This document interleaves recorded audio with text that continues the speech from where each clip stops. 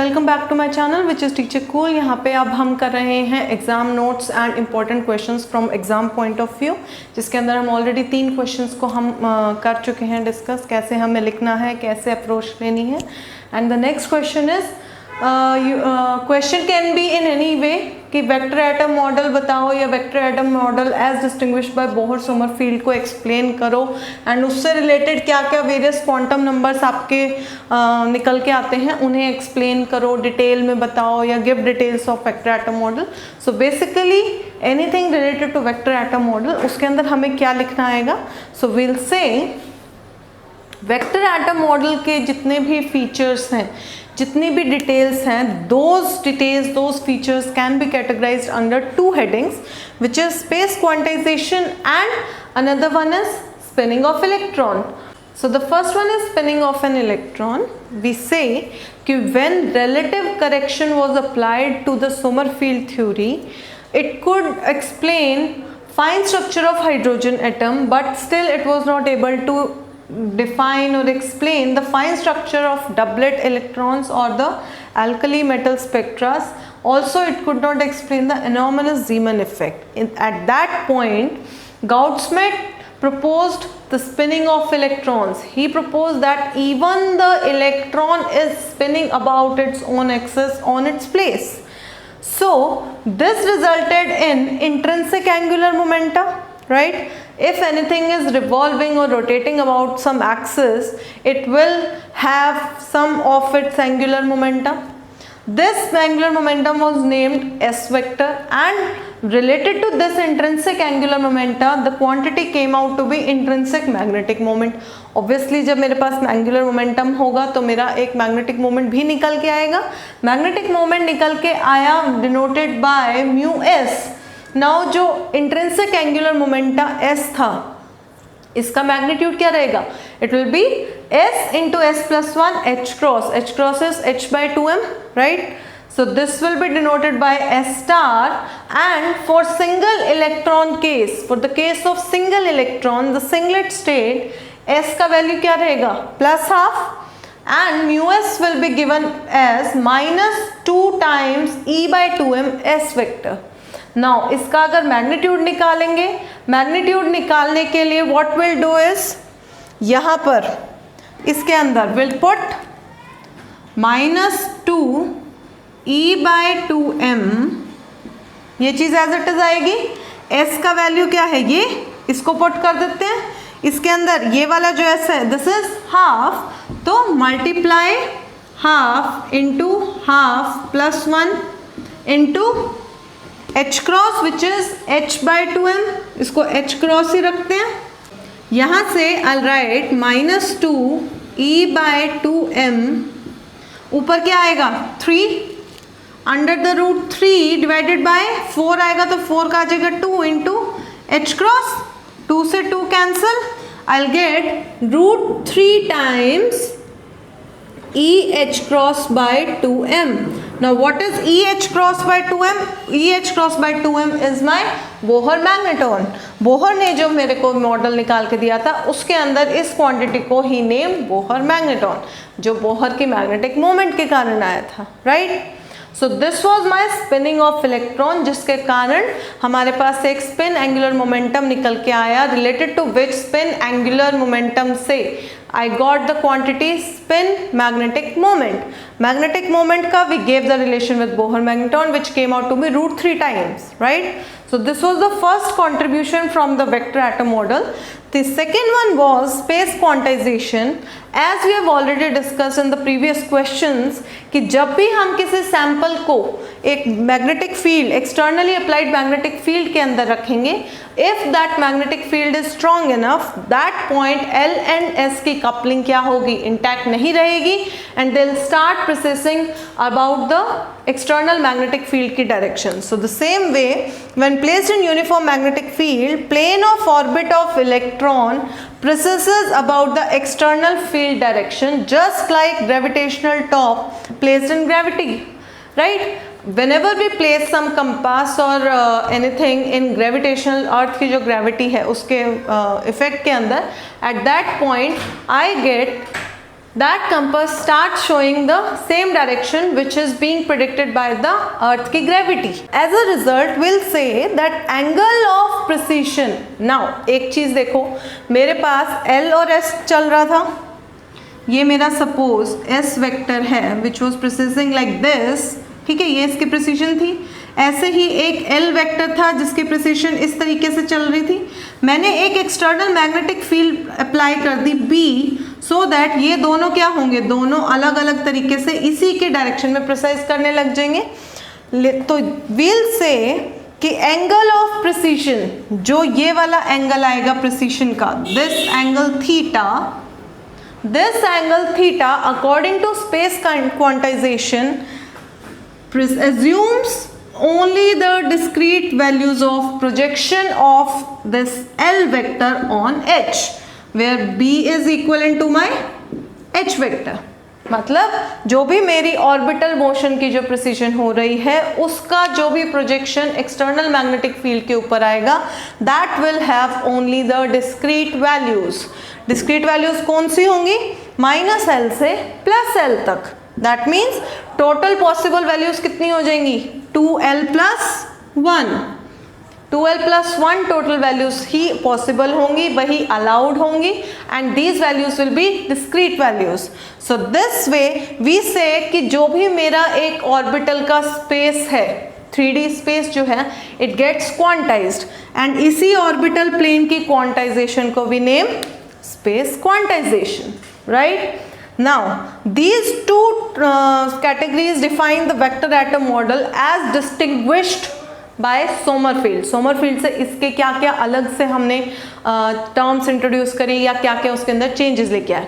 Now the next part is various quantum numbers related to vector atom model. So we'll start with principal quantum number. Now what is principal quantum number? Principal quantum number basically determines कि मेरा जो atom है वो किस energy level के अंदर है, because principal quantum number denotes which energy level. Like it starts from 1, I will say it belongs to natural numbers, because natural number starts from 1, they exclude 0.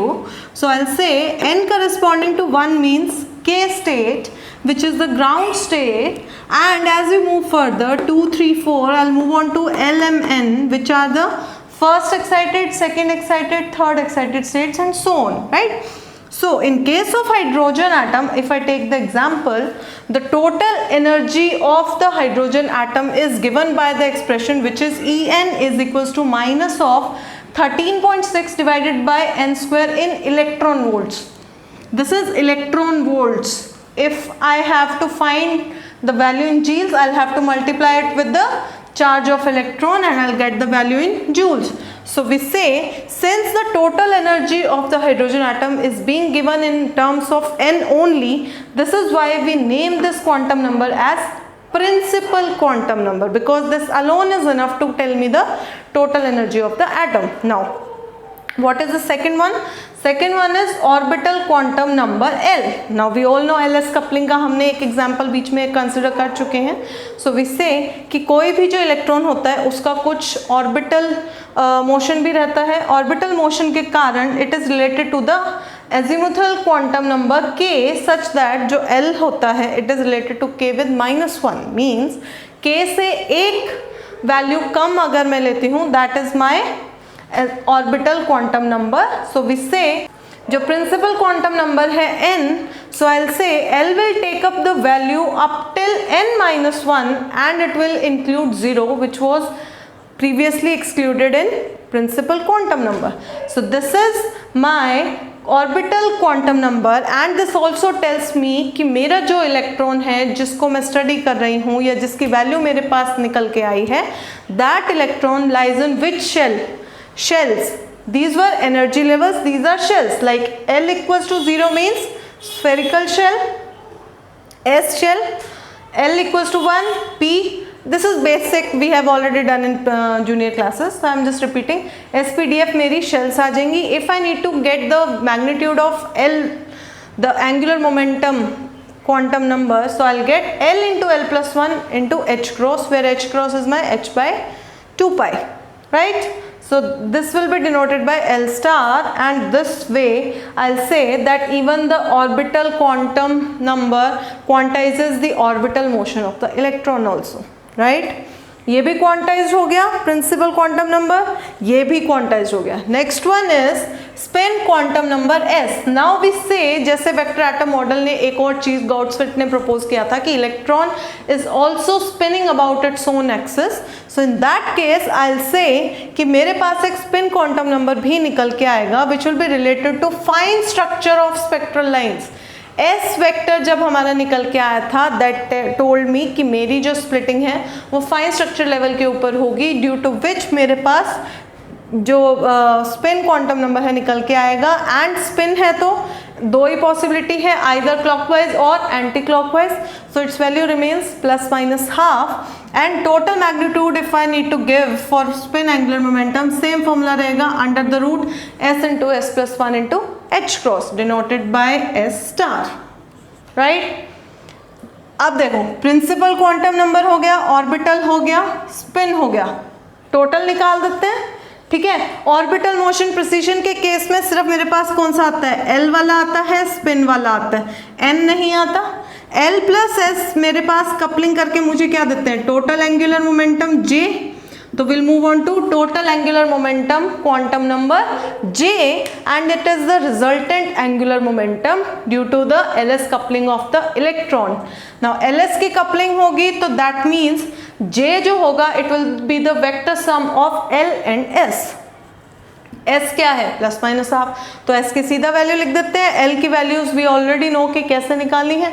If I need to find I can do that way also, but overall अगर मुझे J की value देनी है that formula remains the same जैसे ऊपर करते आए हैं, under the root J into J plus 1 into H cross denoted by J star, right. So I am also done with J. Now अगर मेरे पास कोई भी ऑर्बिटल मोशन हो रही है, ऑर्बिटल मोशन के साथ मोमेंटम आएगा, मोमेंटम के साथ क्या आएगा, magnetic moment.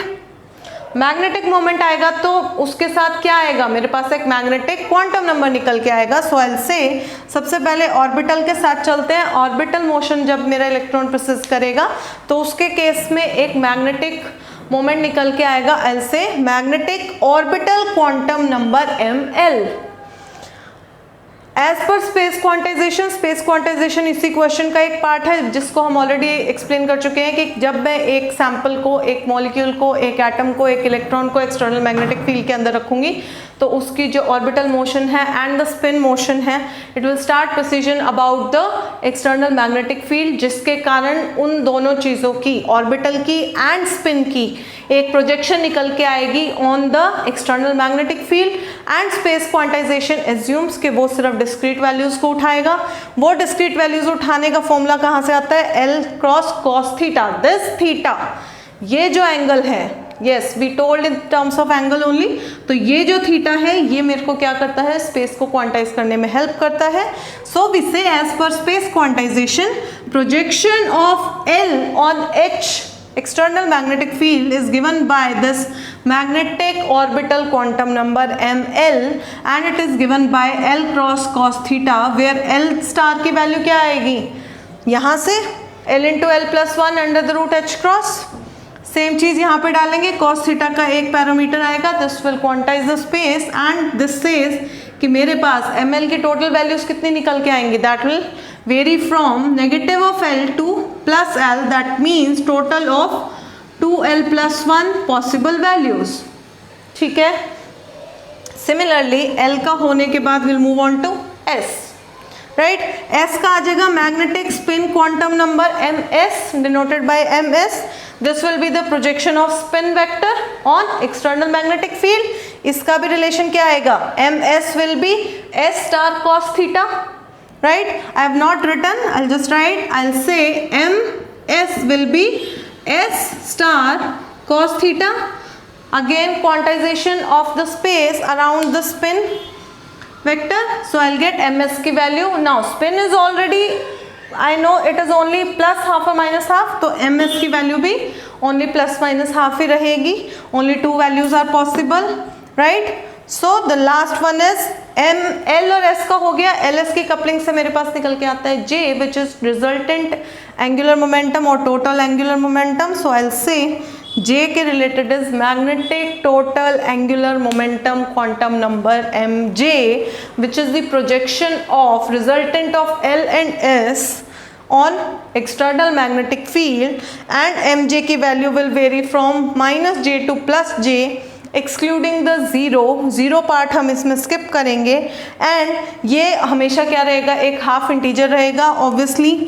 Y? Because j itself is a half integer, क्योंकि उसके अंदर हमेशा प्लस माइनस क्या हो रहा है, हाफ हो रहा है.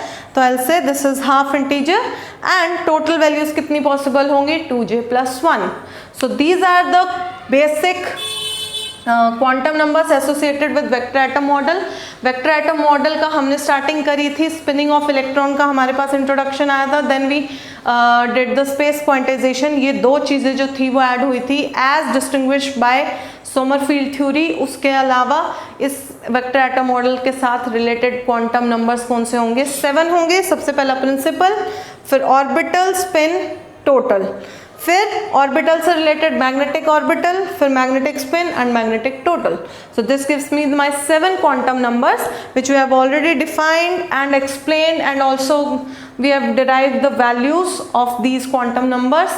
With this we finish this answer, and this if you write all of this you'll surely get the full marks. So yeah, this is one important question, right? I hope it is clear to you. Let's move on to the next one.